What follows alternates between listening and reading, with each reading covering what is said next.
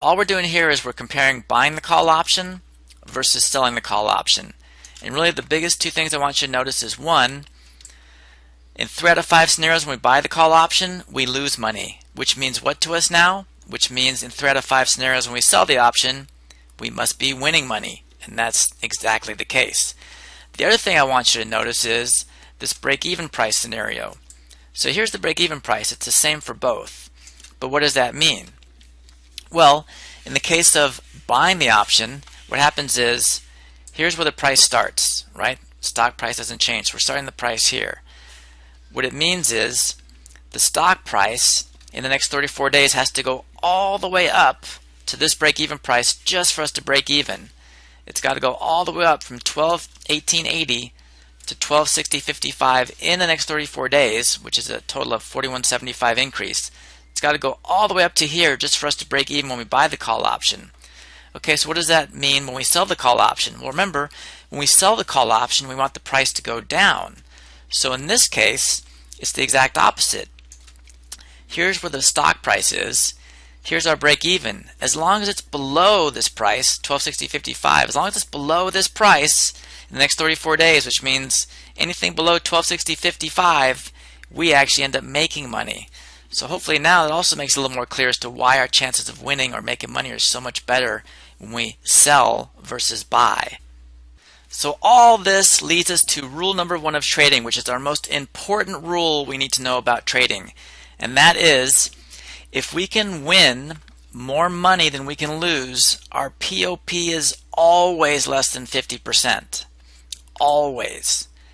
Which means on the flip side, if we can lose more money than we can win, our POP is always greater than 50%. So in the case of buying a call option, remember, we have limited loss, what we paid for it. We have this undefined profit potential, so our POP has to be lower. On the flip side, when we sell this, we have a limited profit. Whatever we sell it for is the most we can make. We have an undefined loss. We don't know how bad things can get, which means our POP has to be higher. So let's go back to these trade pages side by side and really take a look at this now. So, is our cost more than our potential profit? It is, right? We are paying this amount of money, $4,555. That's our cost. That's our potential loss. How much can we make? Well, we can make an undefined amount, which means we can make a lot more money than we spent on this thing. It's entirely possible we make a lot more money. And because of that, because our cost, how much we're risking, compared to how much we're making is less, our POP is way down here at 35%. Our risk versus reward, we're risking a relatively small amount with the potential to make a relatively large amount, so our POP has to be less than 50%, and in this case it's 35%. So let's go to the flip side. Our max profit is $4,555 when we sell. What's our max potential loss? Well, it's the exact opposite of the buy side, right? It's undefined. We don't know how much we can lose. And we just saw if the stock went up $100, we can lose way more money than we can win. So what does that sound like? It sounds like trading rule number 1, right?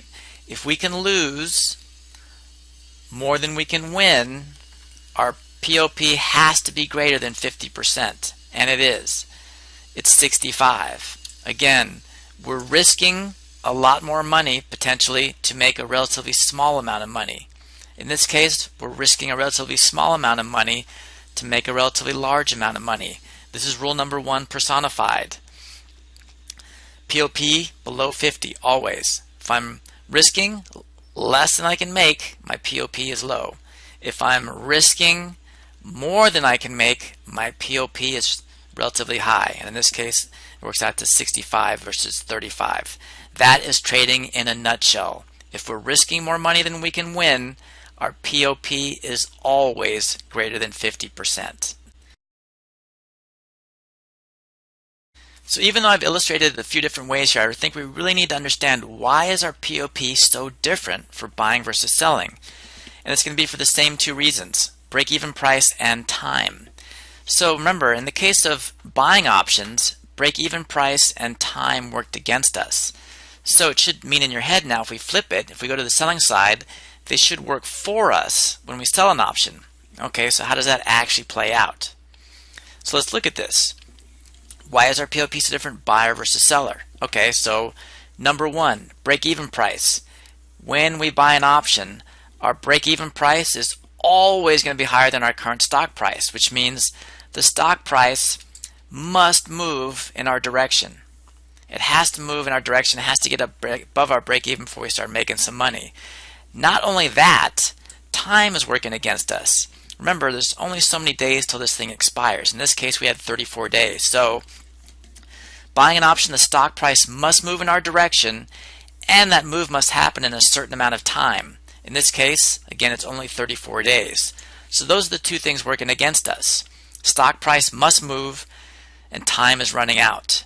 So if those are the things working against us for buying, it only makes sense they should work for us when selling. Okay, so let's see how that actually works. So we already know now break-even price is the exact same price for both. So how does it work for us when we sell an option? Well, the break-even price is here, $12.60.55. Remember, what happens when we sell an option? What do we want to happen? We want the stock price to go down. Okay, so right now the stock price is only $12.18. So in the case of selling an option, all that has to happen is the stock price just needs to stay below our break-even price and we make money. Well, it's already below, right? Here's the stock price and here's the break-even price. The stock price is $12.18.80. Our break-even price is $12.60.55. We want it to stay below $12.60.55. It's already below $12.60.55. It's only $12.18.80. So that's working for us already. We want it to be below. It starts out way below. So break-even price is working in our favor now. Okay, so how does time work in our favor? Well, if it's working against us when we buy it, it has to move in that certain amount of time. In this case, it's the exact opposite. We don't want anything to happen. So in the case of time, if the stock price move does not happen in a certain amount of time, if it does not go up above our break-even price in 34 days, we actually make money. So every day where nothing happens, it's helping us. Because remember, it just needs to stay below $12.60.55 the next 34 days and we make money. It's already below by a fair amount. And for every day that goes by that it stays below, we make money. So in both cases of selling an option, break-even price and time are working for us. Whereas when buying an option, they are working against us. Again, I think you can see these are exact mirror of each other. Anything that works for us as a buyer must work against us as a seller. Undefined profit, undefined loss. Anything that works against us as a buyer must work for us as a seller. In this case, break-even price and time are both working for us as a seller. And that's why the POPs are so different. So to really drive this POP point home as to why buying and selling is so different, I want to do one last visual representation that really hopefully clarifies it to the nth degree. So the buyer of the option we're looking at as the top chart here and the seller is the bottom. So why are the POPs so different? It's strictly because of this blue area right here. And the reason it's so different is because in one case it's working for us and in one case it's working against us. And what do I mean by that? So here's the stock price when we started, $12.18.80, and here's our break-even price, $12.60.55. So in the case of buying an option, what has to happen is the stock has to go through this blue area all the way past this purple line before we start making money. So you can see it's a big chunk of area here that's working against us. Whereas in the case of selling the option, it's the exact opposite. Because our break-even price is kind of where we're starting, all that has to happen is the next 34 days in this case, as long as the stock price stays below this purple line, and remember it's already below, it's all the way down here. So as long as it stays below, this blue area is working for us.